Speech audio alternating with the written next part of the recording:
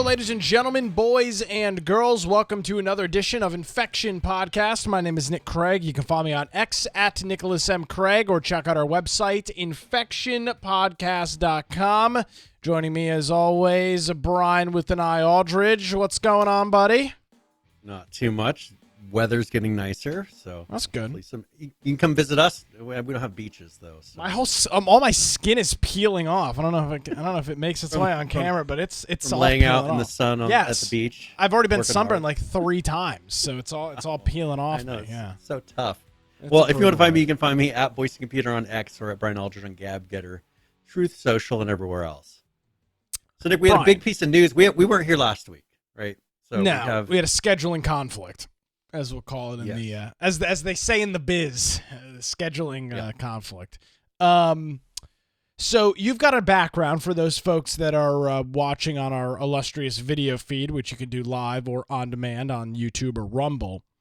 And it says, well, let's see, let me put you full screen here. It says Alpha Exodus, the road to 1.0, which there's this weird thing, Brian, with so many games that we have talked about. Originally, it was first the H1Z1 podcast, then the Survival podcast, now just the podcast. There's so many games that come out, and the vast majority of these games are what is known as early access, alphas. We've all seen this in so many of the games that we love and enjoy, and some games are perpetually in this early access, this alpha, and it's not a big deal. Yep. Other games, very few have graduated to 1.0 and actually gotten out of the alpha, alpha changelog or alpha build number. And another one of those games, a game that we literally have tracked since it came out, 7 Days to Die, is moving to 1.0, which is great milestone for the company. There's a video. I don't know if you want to roll into that. Yeah, we could play that. I didn't know how long it was. It's a little long. I cut about the first minute or so out. Let's listen to a little bit of it. We can pause it and stop it and do some things like that. So this is the video that they released, and they talk about the roadmap going forward. And there's one other thing, and it's mentioned in the video. There's a lot of thought that when you go to 1.0, you're done. Right, I mean, you're at 1.0. The builds are done. No new features, anything like that. Those kind of rumors or myths, as you call them, were dispelled. So let's take a listen here.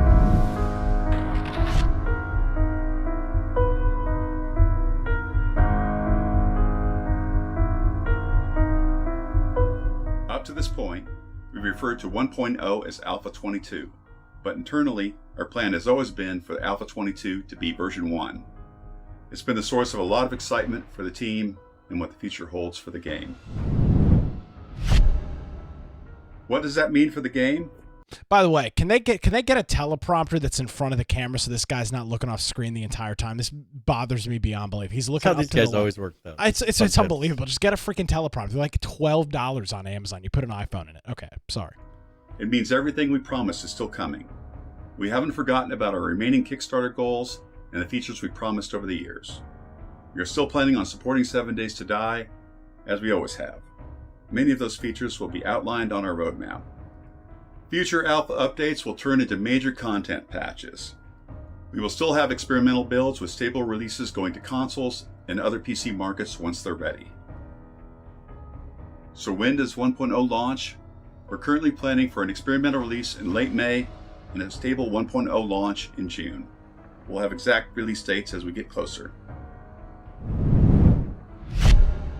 With the launch of Stable 1.0, the current retail price of the game will increase to match the cost of the new console edition, which we'll cover later. If you currently own 7 Days to Die on PC or purchase it before 1.0's launch, then nothing will change. You will still get all major free updates coming. The only real change is that anyone who has not purchased the game by the launch of 1.0 will have to purchase it at a new price. Speaking of sales, we're running a last chance week-long deal starting next Monday on Steam. We are sharing this because we wanted to give all players the opportunity to purchase 7 Days on Steam at the lowest discount before the price goes up. This week-long sale will start April 22nd, so if you're still on the fence after 10 years, it's never been a better time. Facts. The number one comment we hear on social media is, when is the new 7 Days to Die console version coming out? Folks, you won't have to wait much longer. The game looks great and runs surprisingly smooth. And that means 7 Days to Die PC 1.0 stable will be the launch version for consoles. We are working on the exact dates, but know that it's coming soon after 1.0 launch on PC. Consoles will launch digitally only, and certain features like crossplay and generating additional random gen worlds may come in post-launch patches. So what does that mean for the legacy console version owners? Due to the differences between old and current hardware, the Legacy Edition cannot be upgraded, and the new version will have to be purchased. However, we are working closely with Sony and Microsoft to provide a discount to the digital Legacy console version owners. We'll have more news on this in the coming weeks. Also, when the new console edition launches, the Legacy version will be delisted. What do you mean by that? He's saying if you're a Legacy owner. So if you own it on, that would be the Xbox One or the PS4, where it came out first on Alpha, they essentially they're not going to make it be the 1.0 version. That's what I don't understand. Like why? They can't. It's too old. They can't just. They can't just overwrite and make this now a new. Bind it into the new one. This is what I'm saying. This is for Xbox One and PS4, right? This is the last gen consoles where this came out. There is no they were not going to build 1.0 on Xbox One and PS4. They built it on PS5 and Xbox Series So they're X. saying that you can play the legacy one on there, but if you want to play the new one, you have to buy it fresh on the new console. It's not available. Yeah, now let's be clear. 7 Days is currently on both, but the legacy version, which ran on they won't have all the new features. Consoles, it's just gone. Stop doing updates. Yeah, which makes sense because at this point when did the Xbox One come out? 2012. It's about 12 years. It's been out literally as long as this game. So I think they're just moving on to. Let me roll it back just a little bit. I think they're rolling on to that new thing. Let me make sure I didn't misunderstand here. Yeah. Due to the differences between old and current hardware, the Legacy Edition cannot be upgraded. That's it. That's got to be it. So they're saying anything on the old version of the consoles will not go. They couldn't make that work with the new version of the game. Correct, so they're leaving. They're going to leave it as it is. Okay. Yeah, essentially. Yeah, I think so. New version will have to be purchased. However, we are working closely with Sony and Microsoft to provide a discount to the digital Legacy console version owners. We'll have more news on this in the coming weeks. Also, when the new console edition launches, the Legacy version will be delisted from the digital storefronts. You'll still be able to play the old game, but can no longer purchase it. This is being done to avoid product and brand confusion. Today we posted a comprehensive FAQ alongside our work in progress roadmap image, with more details coming soon. Next week, we'll hold the last chance sale. After that, our focus will be on getting 1.0 experimental out, followed by the full 1.0 stable launch on Steam. We'll have more information on 1.0's official release, consoles release, and the roadmap's planned release dates this summer, so stay tuned. When we first set out to make 7 Days to Die, we never thought our game would bring this much interest or have this much success. We never thought it would come out. This would not be possible without the continued support of our incredible community who have stood by us for over a decade, and we thank you for that. We will continue to support 7 Days to Die for as long as our community is hungry for more content. But know this, 7 Days is our team's greatest passion, and TFP will continue to make content and add new features and grow this franchise because it's our favorite game too. We look forward to a bright future with many exciting releases. Thank you for watching. All right, so with that, a couple things to go over. First, game's still popular, Brian. I mean, this is the live Steam chart right now. You've got over 20,000 people currently playing it right now. Its 24-hour peak is close to 60,000 players. This is not a small game that nobody is playing anymore. Its all-time peak was only 10 months ago. Back in July of last year, for a game that's been on Steam for 14 years or 10 years or whatever it's been. So there's still that. The sale is on right now. You can get 7 Days to Die literally for $6, which I think is going to be a hard deal to find anywhere else. And then also their roadmap that they've got here, that they show some of the different things on here. So late May is when we get the test release of 1.0. It goes full in June. July it launches on console. But man, look at this, Brian. They've got Q4 of 2025 on their roadmap. It seems like he had mentioned in there crossplay and random gen for consoles wouldn't be working till about the end of the year. Yeah, which I can understand the random gen, that there's a lot of technology processing power, which I remember when we were playing multiplayer on one of my computers, if everybody started running opposite directions from one spot, it would start to lag out my machine. So on a console, that's especially on a Type S, that would be something that you would, they're going to have to optimize that quite a bit. Sure. Of course, the weather system, I figure, that'll be something that'll be interesting to see, because of this is a random gen world. One thing that's really unique for people who haven't played 7 Days to Die, we used to play it as a group, and it was a lot of fun. It randomly generates the whole world as you play, kind of like Minecraft does. And so for here, they could do a weather system and everything is destructible. So if literally you want to have a tornado, everything in the world is destructible. So you could have a tornado come through and just destroy buildings. You could have heavy rain. I don't know what they'll do snow, but that'll be pretty cool to see how they incorporate all that weather with the random gen, and biome progression overhaul. They have biomes, kind of like Minecraft does as well, where you'll have a desert out here, you'll have forest out here, and you'll have a lot of different environments where maybe you can only get certain materials in one section or certain monsters spawn in one section. So if you haven't played it, definitely grab, while it's, $6 you said, I think? Yes, $5.99. For the PC, $5.99 for the PC version. Just grab a copy because it is a really fun game to play, even single player. Because you don't know what's going to happen. You can spawn up a map. You can, tweak some of the settings and just sit there and play. Yeah, 7 Days is a lot of fun. We've always enjoyed playing it. I guess, Brian, maybe we need to, once this officially hits 1.0, I guess maybe we need to schedule another Infection game night. Bring it back from I've got the a box archives. I can run a dedicated server on here, and I've All got right. my gigabit fiber now. So okay, so we need to. we could throw up a box. I'll have it online all the time if people want to jump in, and we could do a week crash of constantly. Just Yeah.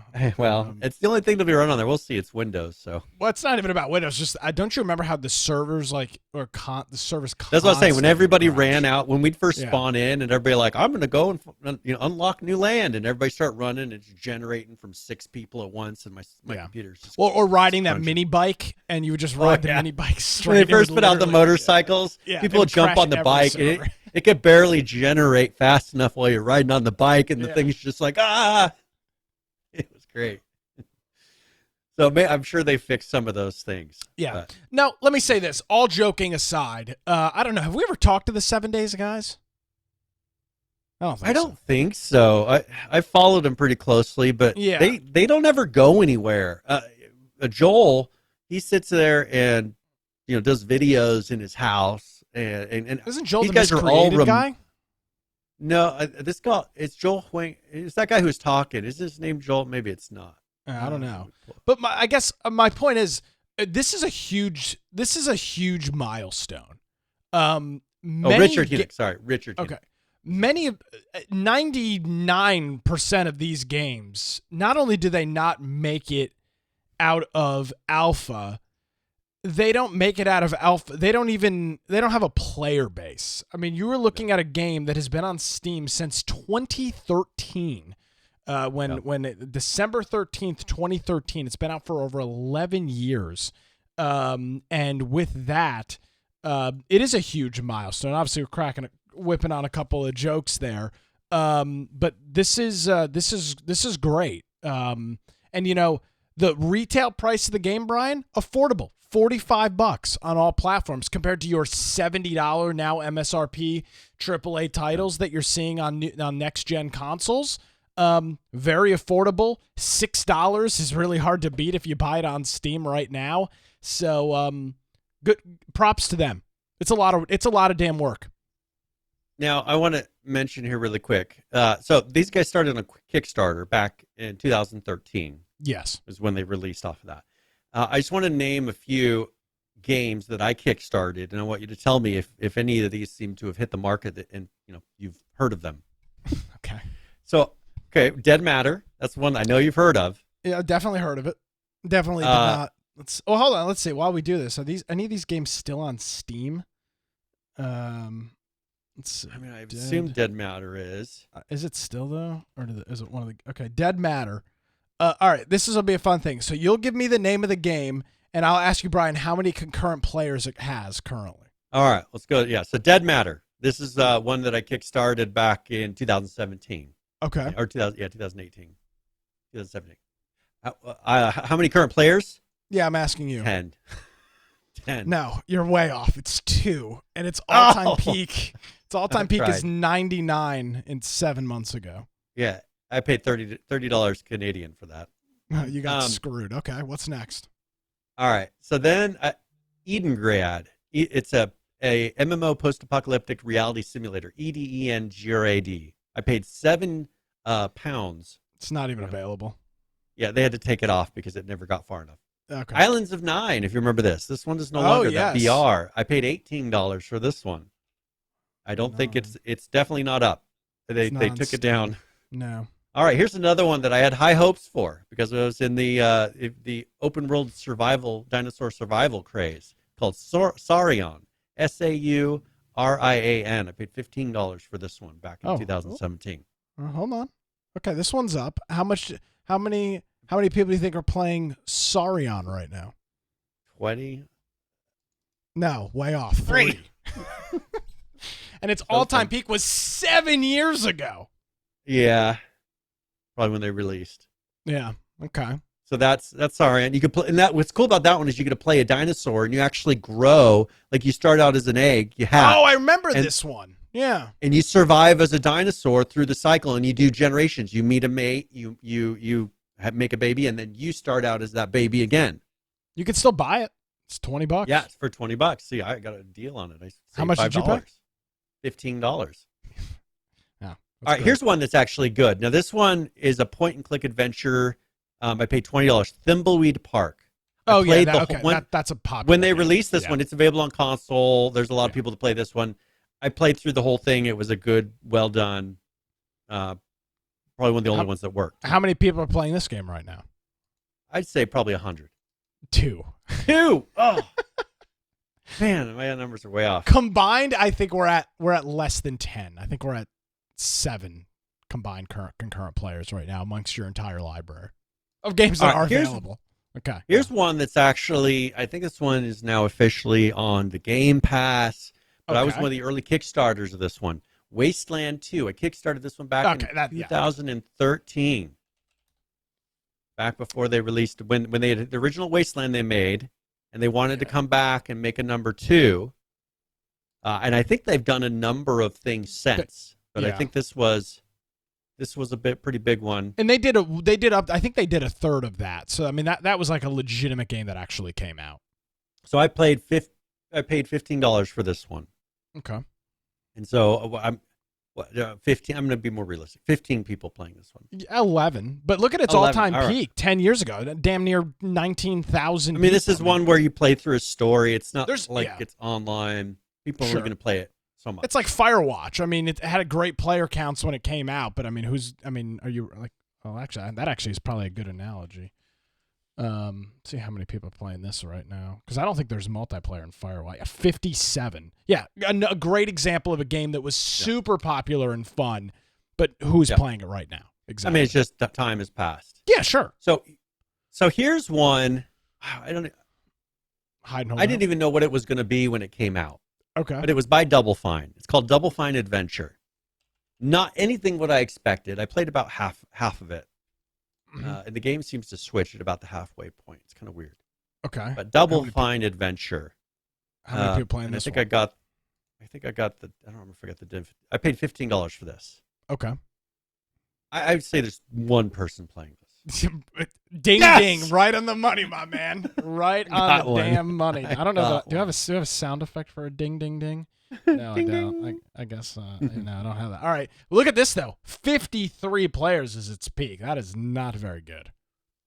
I wanted them to Double Fine. I think was kind of not really doing stuff as much back then, and so I wanted to kickstart them and see if they'd make some of the old, because I like point and click adventures. This was kind of, but it wasn't enough like a point and click adventure. It's still an okay game, but not like I'm going to play some Double Fine adventure. I don't even know what it's called now. It's called something else. So that was 2012. What else you got? That's the 9 projects I've done on Kickstarter. Well, Oh, that's okay. it. I had ones. Okay, here's some of my unsuccessful ones. So here's ones that did. Yeah. That did I not, mean, you're going through it. Let's hear it. Okay, so Zero Survival the first time did not do it. He ended Zera? up pulling it. Yeah. Zera, XERA. He ended up. It didn't kickstart, but he ended up getting a financial backer from what I remember, and ended up finishing. Absolutely. That one I paid $25 New Zealand. But that got refunded probably, right? Yes. Another one was Jaws of Extinction. Zombie horror open world survival story. Yeah, I tried remember to do that 15 one. pounds towards that one. I remember that one having a terrible trailer. Jaws of Extinction. This one I still feel like this is the one that had crazy amount of detail in the world. It lagged. I feel like I somehow backed. Oh wait, I own this game too.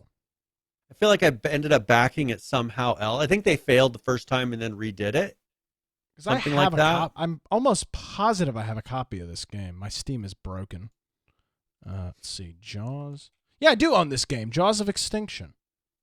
Yeah, this is one that we played a little bit of it, but it was so non-optimized.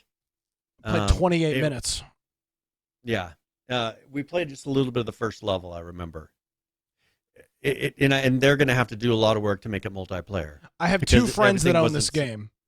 You and our buddy MDC357, OG Infection Podcast Yeah. listener. Those are the only Yeah. 2 people that have it. Another one I did was Breaking Point. Now, Donnie will appreciate this one, but this was a sandbox survival horror.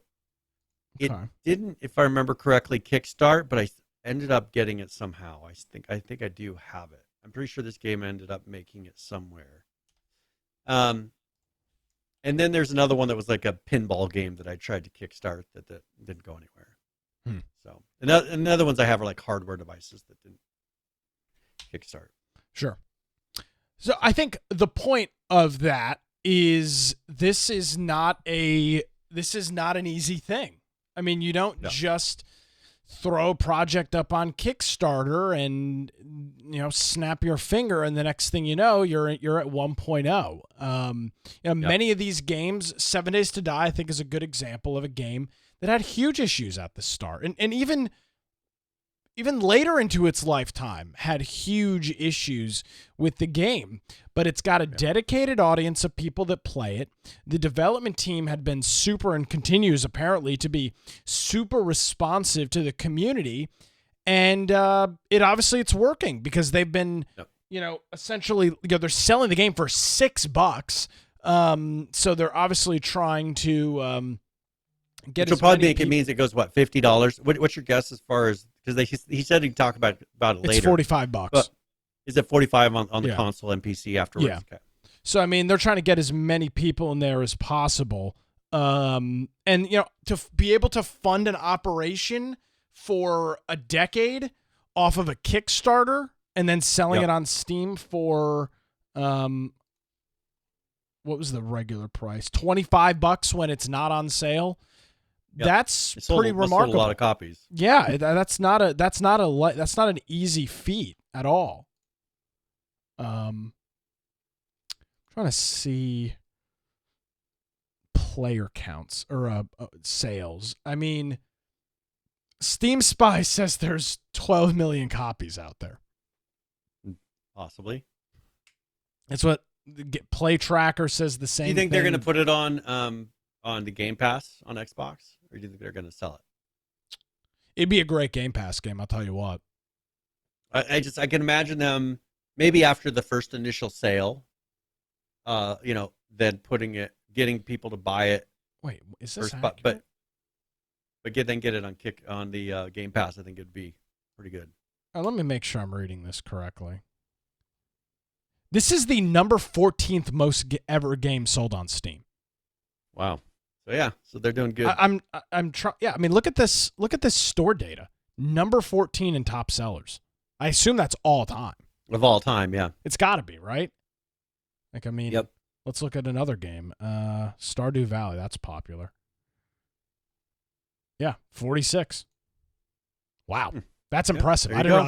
realize that's how many copies they'd sold. So, I mean, they've got like probably 10 to 15 million copies on PC in circulation.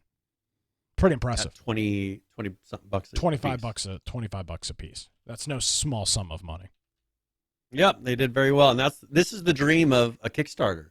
I mean, this is what they're hoping Yeah. to do, is what these guys have done. And there were many drastic changes. One benefit I would say of this, with it being a Kickstarter, is they weren't afraid to just revamp things. Sometimes when you get so settled into a product and everything, it's set in its ways, they don't want to change things. But here, you remember, they redid the whole generation system a number of times. Yep. They did a graphics overhaul on it. They kept on adding new biomes and just redoing a lot of things, changing how everything worked, until they figured out how it was the most fun to play over the longest period of time, and met the goals that they were having for what it would feel like. And and I don't know how much they're going to redo.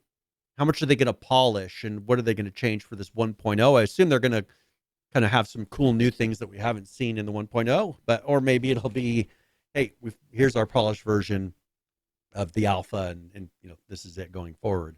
But I would assume that they're gonna polish it up a little bit and go from there. So I'm looking forward to it. As I said, I'll throw up a server for it once it releases. Perfect. People are interested, and we get a group going and try it out. Bring back old Infectio game night, coming to you sometime in June or July or something of that nature. So congrats to the 7 days, folks. It's a hard feat, and they've done it. All right, Brian, we're a little under halfway through. Where do we want to go from here? I wanted to show something here really quick, because there's this product that came out, and AI is the new big thing. And this BuildBox 4 has launched a no-code AI game creation engine. Now, this is not going to be something that you're creating games that are selling for, but I think creating mini games, creating games on the fly, I think that has a lot of room to grow and be used in the whole gaming environment. But Sure. This, I hadn't seen anything like this yet. They have a video. I would say let's play the video first, because they actually show it in action. But you just type, kind of like what you do, a prompt, and it will create a game for you. Okay. And you're able to sit there and play the game. And then actually they show some video of it actually running around and doing things in the game. Great. Okay, well, that's too much. I don't want to play the music, so just type to create. Add a campfire. Okay. And it generates all of the code. Yep.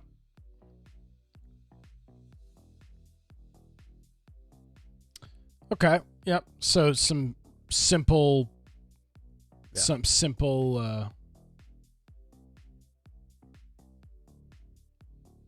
simple little object things. Yeah, and it seems like it does a lot of the code part of it for you. Now, this could create a disaster if AI Sure. doesn't understand what you want. But if you look, I mean, it's able to create some generally simple but playable games. And Sure. I think this is kind of the building. I'm waiting. Now, this I don't see becoming a big mainstream product. Whether people will use it and play with it, yes. But as far as a product that's releasing games like Unreal and Unity, I don't see that. But what I do picture is them starting to implement tools like this into Unity and Unreal. So Where- somebody actually asked that in the YouTube comments. They said, "Will this tool be integrated with game engines?" And the people that uploaded this video responded back saying, "Building games with AI is still at a very, very early stage. I'm sure there's a lot of things to come." I think for those simple things, Brian, like put a fire here.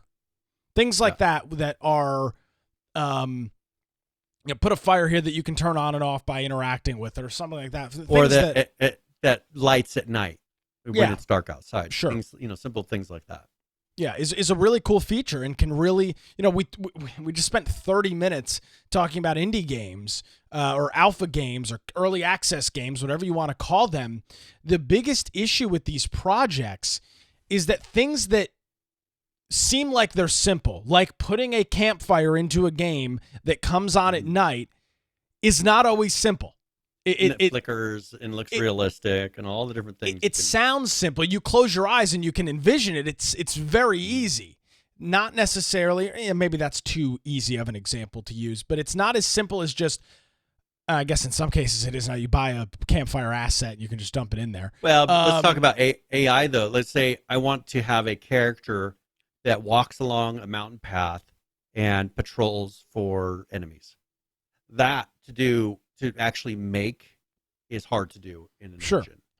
To make, other than having something that's just, maybe sliding along a rail, that'd be easy. But anything beyond that requires a little bit more work. That's where this would be helpful, is they're even implementing something like that into Unreal Engine to where you have your world and you can label things, say, here's a path that goes along the mountain. And then you just say, I want to have an NPC that walks along that path and patrols for enemies. Having it put in things like that will help a lot with, let's say, side quests, things that are more environment fillers. That'd be the thing to do. This is where I would want it to work. Say, I want you to create NPCs and people in the world doing jobs. And then you can go through and review all those, but have somebody who's working behind a bar, or a restaurant, whatever it is. Have somebody who's at a store. Put all those things in. Somebody who is walking down the street doing something. Putting those sort of things in that for small teams would help get the base of it put in there, and then you have a person go in and tune it. That's where I can see these working. Yeah. Obviously the tech is really cool. There's a lot of programming stuff that's already being done with AI. With Copilot and some of these other projects, a lot of this stuff is already being done. And so now you're seeing it just video gaming is just programming after all. It's a little bit, of course, different. Yeah. So you're seeing a lot of this stuff. Well, you don't use social media because you're a boomer. But there's this. Have you ever heard of this thing called Blackbox.ai? Well, it seems like I've heard the name, but I don't know what it is. Let me see if I can find. These videos, because they're just the cringiest. They're just the cringiest videos in the world. Okay, yeah, let me see. This is a YouTube short. These are all fake videos. But this is the trend with AI programming. So, our professor had to leave class. This is so. There's music on it. So you can't do that. But these guys just show how quickly they go to Blackbox.ai and quickly tell it to do something and have it immediately make a game or something like that's so simple using this AI. Then they dump it into some compiler and it's done. Point being, it's already being done with programming. Gaming is programming, writing a game is programming. So it's only logical that's where we're heading. Well, and I think probably the biggest thing we'll start seeing it at first will be in asset generation. Sure. Create me a campfire. If you don't already have a campfire asset, how? Yeah, but that creates a problem in itself. See, I disagree with you. I don't think it's useful for asset generation because you're running into the issue that we've been talking about with AI for months now, which is when it generates some sort of physical property like a campfire that is a model, who owns that? Where is it coming up with that? To me, it's more for the things like you're describing, the mechanics of having an NPC keep track of an enemy within a 50 whatever measurement unit you use, radius or something like that. To me, it's those kind of mechanics that are easy to do with AI because you can very quickly explain what you want. Obviously, in the demo, we saw that create a fireplace or a fire, whatever they called it, campfire. Who owns that model, Brian? Well, if it's generated, it's not copyrightable. So, which is good and bad. Yeah, and that's the problem is because they're assuming that the training was done on copywritten material.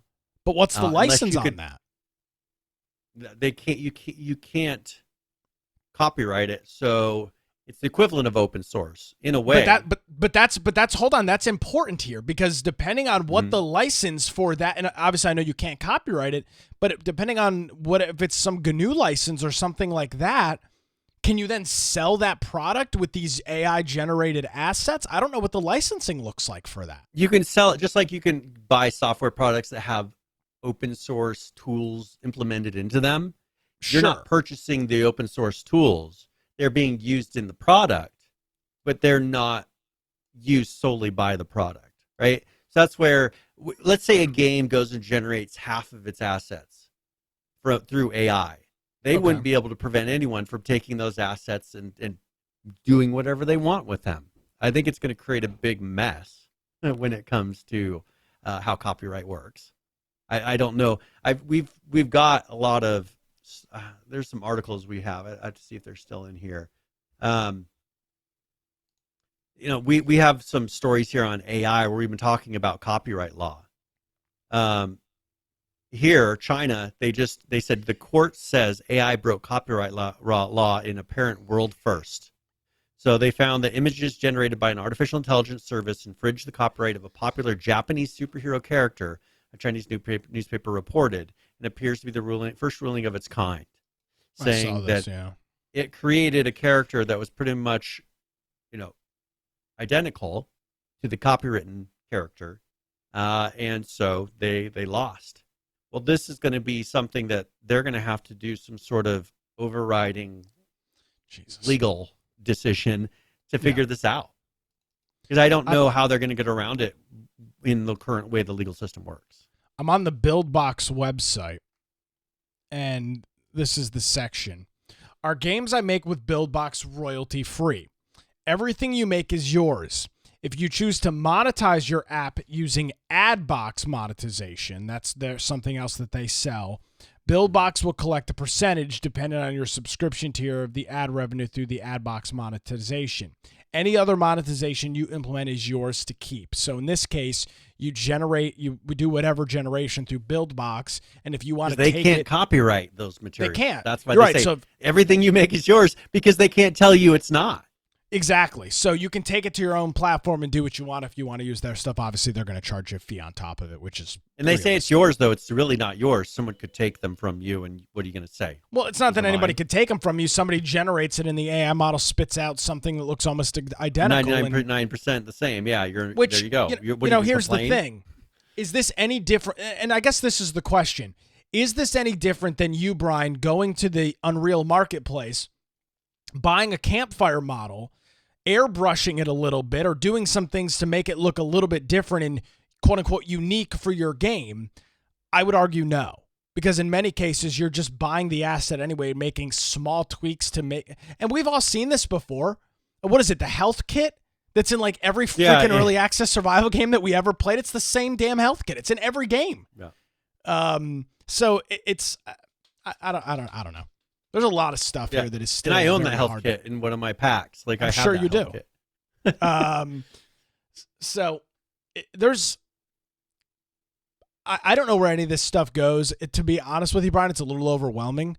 Because there are so many things that can be done, things that I think can be done right, things that can be done very, very wrong. And I just don't know where the dust settles on all of this. And again, we talked about this probably a month or two ago. I think I was arguing with you a little bit over this. This idea that you're going to be able to just go into a video game engine and just essentially build a video game by typing out, a 10-page manuscript. I think we are 10, 15 potentially years away from that level of complexity, if we even get there, which we may not, who knows. But this, to me, this is a good step. And again, for these indie studios, for these 6-man teams that are trying to build a game, how much work can they offload by having these quote unquote simple little tasks that might only take, Brian, 3 or 4 hours to get done? If you can get it done with AI in 30 minutes from start to finish, from generating a prompt to doing the little tweaks that you want to do, that's a huge time saver. Because, and if you've played any early access game, there's 1,000 little things that happen. It's why GTA takes 15 years to develop and costs them $1 gazillion, because it is all of those little things that make a well-rounded video game. And if you can cut the time of that stuff in a half, an eighth of the time that it would take you to do yourself, that's seriously game changing. Yep. And this is something. For instance, the UK Supreme Court, they ruled that AI is not an inventor. So it cannot create things, right? So I think that's kind of the mindset you have to have in this. Sure, you can have it generate things from you, but it's not creating anything new. It's creating something based on things it's already looked at. It doesn't invent anything new. And so I think is that, just like you said, going into buying something from the asset store is a lot like you're going to have to think of that as the mentality of, if you have something generated by AI, you don't really own it. It's like buying an asset, and so there's limited things that you have rights to. You can't copyright it. You can't say, no one else can make something that looks similar. But the same thing would happen if you bought something from the asset store. You can't, you bought it from the asset store. You can't go to somebody and say, well, you can't have something that looks like that too, as we found out, with other games trying to put in those asset packs. And so I think here, as long as you keep that mindset and just realize, just because you made it in AI means that you didn't make it. One other thing is Unreal Engine 5.4. They just released that, I think, yesterday. One thing that they've been really focusing on is getting those tools that would have to be some sort of a third-party application, like, for instance, rigging a character, which is, putting all the skeleton in it so it can move and animate. That is something that they're putting a lot of work into, kind of making it point and click and drag and drop. Not necessarily using AI, but using algorithms to figure out where, when you drop something down, well, what's this supposed to connect to? Because those are the parts that are the hardest. And let's say you do, as you said, a 6-man team making a game. Well, usually that means if you're wanting to do animation, there's one person that's doing animation and rigging, possibly, maybe creating some models for you. That's one person out of your 6-man team. And if they're creating models, that doesn't always mean that they know how to rig well. Well, I think that's what Epic's really been trying to figure out, is what are these parts that require a lot of specialty to go and work on. And I think that's what they're kind of trying to generate. And I think at some point that's where AI will become a little bit helpful as far as doing the more complicated things, because they can make it to where you drag it down and you drop it in this one spot and it auto connects to various points of the model. Well, if that doesn't work right the first time, then what? You can't ask it questions and tell it to reiterate when it's not going to try to do what you want it to do. But with AI, you can say, well, I really wanted to connect this other piece, this bone in the character named this. And then it'll go through and pull those things. So I can see that being more of a use of not generating new things, but helping to do things that usually would require a lot of knowledge or experience in doing. And also things that are time sinks. Or the things that just take forever to do. That's why I think with laying out assets and putting things on a large world map, that's where AI would be awesome. Because right now there's some auto generation tools for trees and things like that. But you know what there's not are things that you can world write generator, them yourself. or things that will put out loot boxes or loot drops. Well, how do you determine where the best spots to put loot drops are? Well, that's somebody going through the whole map and clicking here, dropping a box here. Either it's totally random and they'll be all over the place and it'll be a mess, or you have somebody who's handpicking all these places where loot can go on an open world survival game, and then loot gets generated there. Well, that's where if you could have AI go and say, I want you to put loot in all the places where people store this, or put this specific type of loot in all the places where people put those types of objects, and then have it be smart in how it's generating those lists and hitting thousands and thousands of points across the map at once. That's going to be the time saving part. Yeah, to me, that's what this is. I mean, the idea that, again, that you're just going to sit down in front of your computer and type in "make me a game" and it's going to spit out what you're looking for. Not going to work as they think. No, it's not. But I mean, and for very good reason. So a lot going on here. We'll keep an eye on it and continue to bring forward some of these products and whatnot as we take a look at it. This thing is relatively inexpensive. This build box. I mean, I think it'd be fun for kids to play with, right? I mean, look at the pricing for the the beginner one. You're looking at $12. And I like that it generates actual code a week. Yeah, right.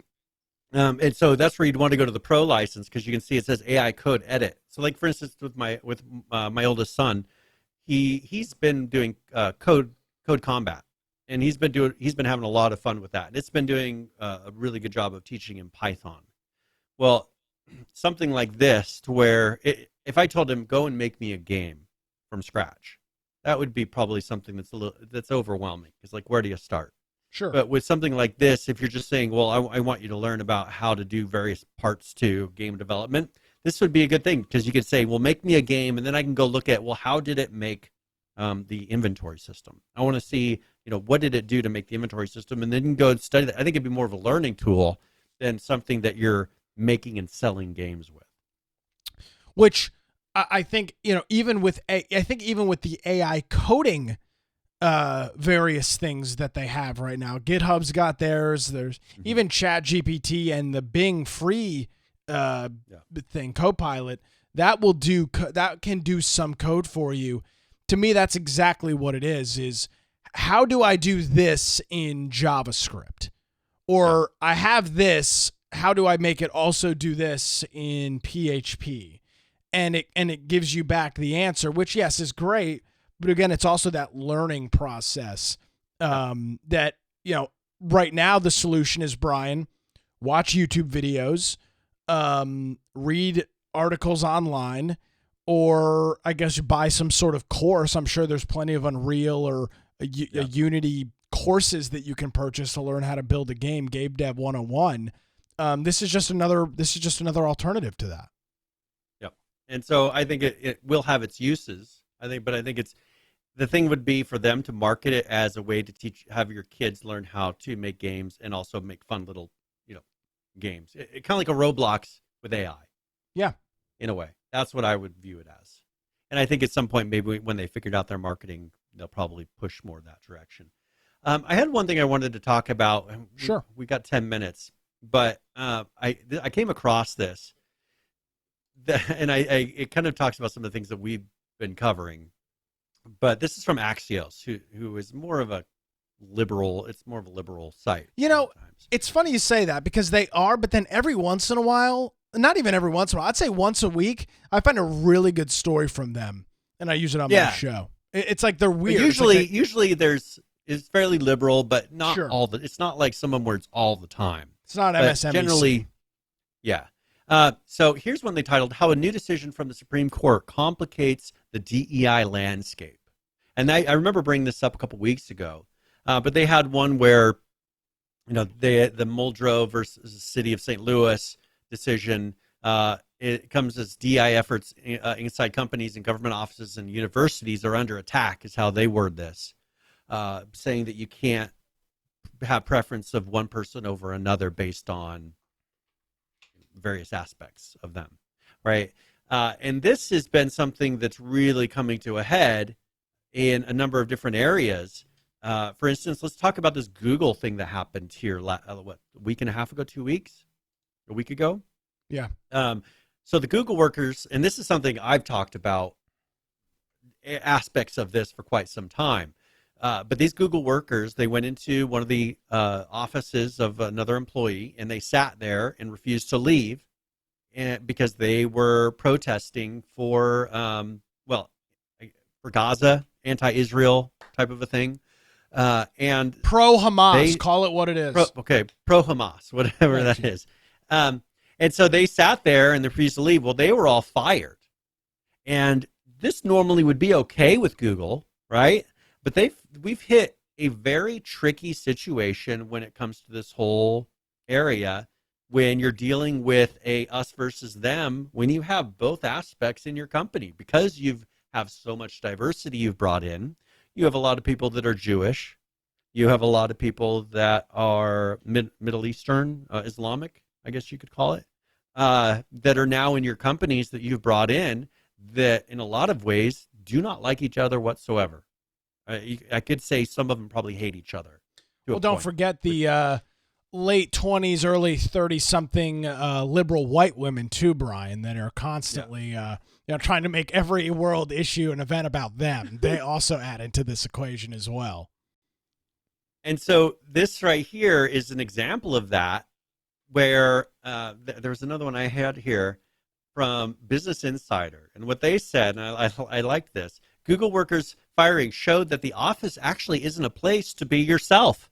Well, no, duh. I've been saying this for how long, Nick? I can't go in 17 years. Since I was underage. I worked for Google. I could not say my opinion on anything in Google because I knew that it would come down on me hard. And the opposite side of the aisle is not used to this. This is new to them. I've been dealing with it for 17 years at least. And these guys, or fellows, as whatever they are, came in and they're like, wait, I can get in trouble for saying something controversial? Because when you go in and say, I think everybody on, all these people in the company that work along with me, they need to be dead. Well, that shouldn't sit right in the company, right?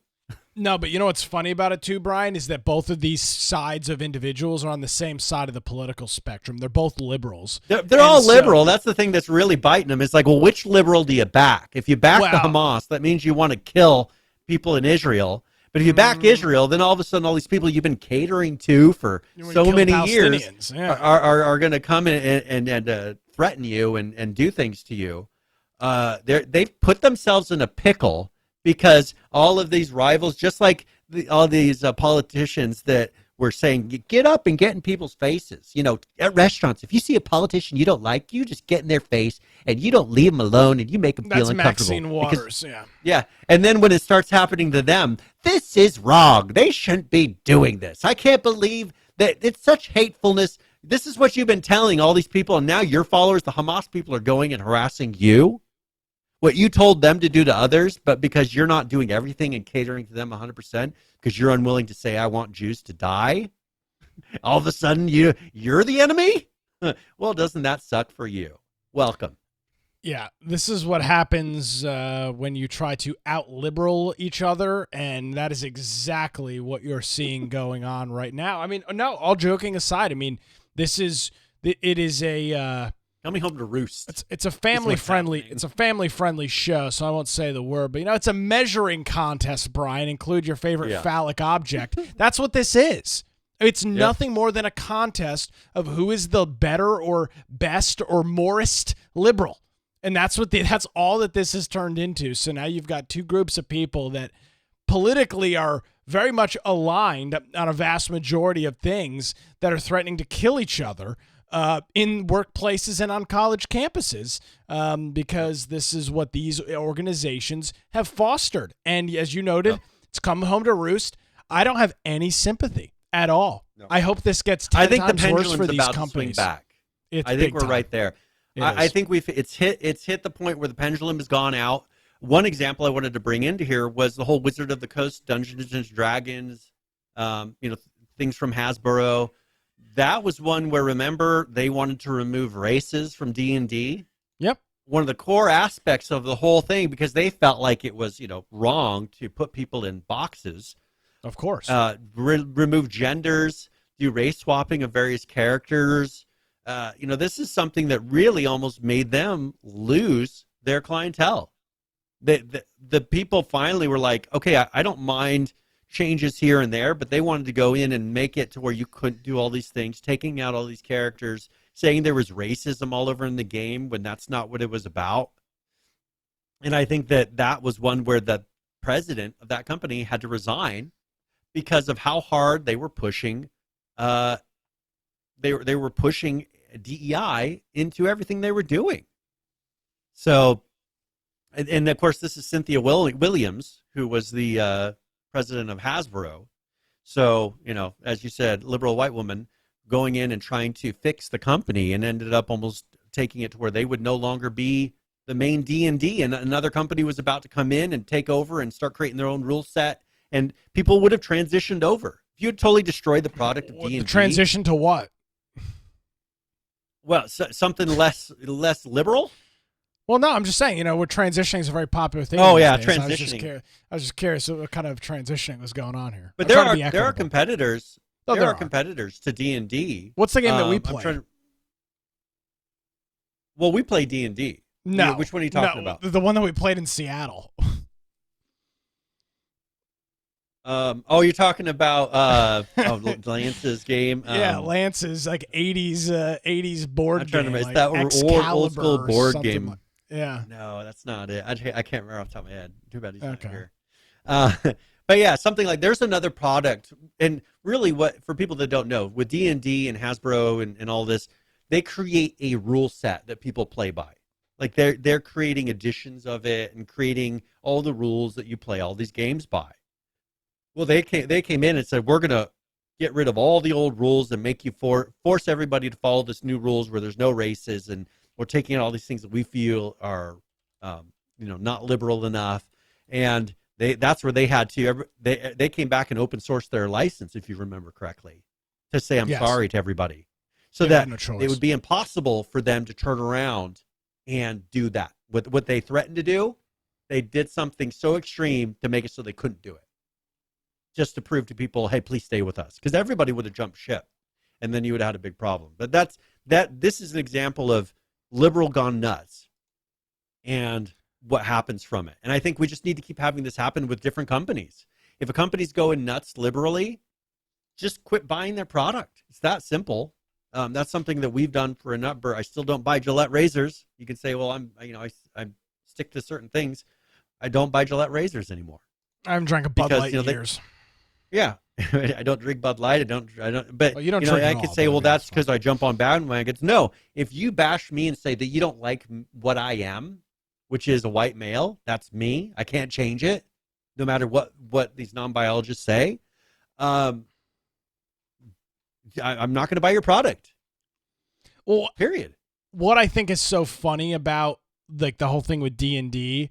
And by the way, thank you, Joe. HeroQuest. Unicorn Joe. Yes. HeroQuest is what it was. I don't. What was the guy's name too? The main Zargon or something. Zargon, yes, that's something the, of that nature.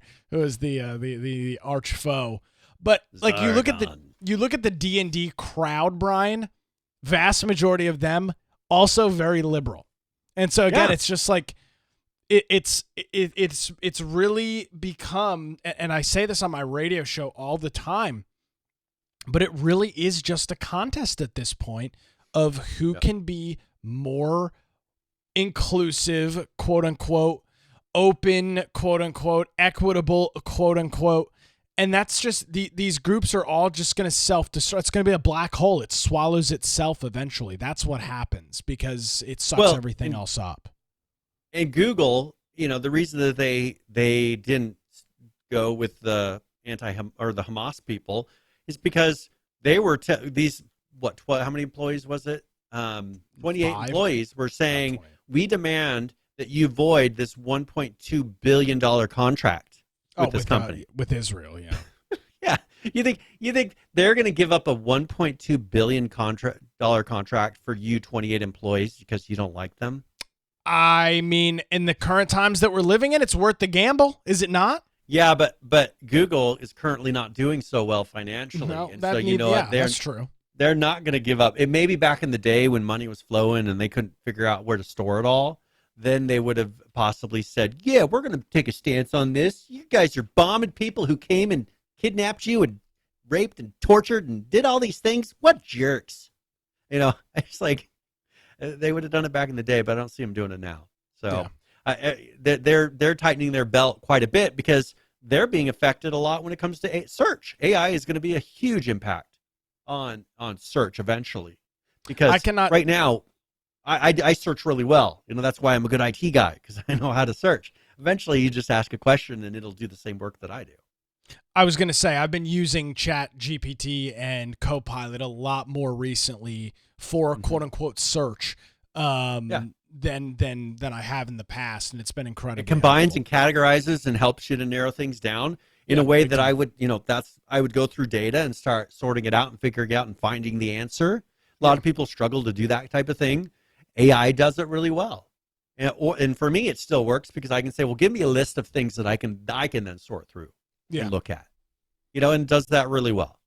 So that's where the economy, one thing that's good, I guess, about the economy being so bad right now is being all the things that the DEI stuff is easy to do when the economy's really good. Just like being really liberal and doing things that do waste a lot of money and don't cause productive behaviors is easy to do when times are really good.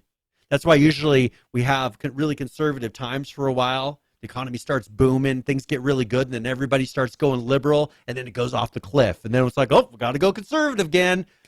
Okay, well, how about we quit doing the big pendulum swings and we just keep it within reason and not have to do this every single time? But people don't learn, and every 10 years it seems like we have to go back off the cliff. But we're back at that again, same as we were before. Stand on the edge of the cliff. And now here, I think because Biden's done such a horrible job with the economy and things are so bad, these DEI things, companies can't take the risk right now. And so they're cutting them out. And so I think it's actually, that may force the pendulum swing. But I do see the pendulum swing. And then with the election coming this fall, I think that could make a huge push of people starting to say enough of this. And plus all the craziness we've had with the transgender community lately, I think you're going to start seeing a big pushback. Nothing wrong with a person being who they want to be, but you can't force me to be delusional in certain areas, right? I guess that's the best way I can say it. You can't make me lie. Is that the best way to say it? You can't make me lie about reality. I'm willing to say that's great. You can believe that if you want, but you can't make me believe it. And I think that's what they've had the hardest time accepting with the whole DEI. I would tend to agree. All right, Brian, where do folks find you?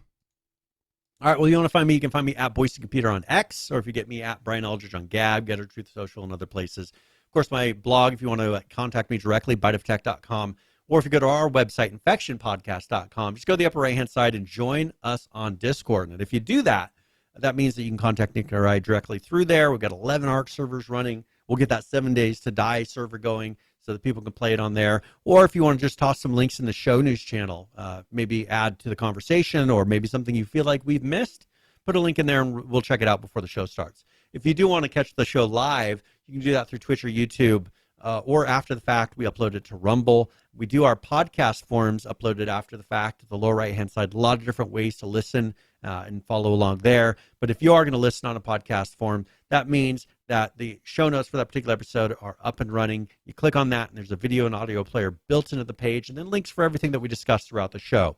So if you're going to do that, that's a good way. Maybe there's a video. We played part of the video today. If you want to watch the whole thing or rewatch it, then that's a good opportunity to just go on the link, and we'll have it right there. If you want to support us, you go to infectionpodcast.com/support or the support menu up top. I can't hear you.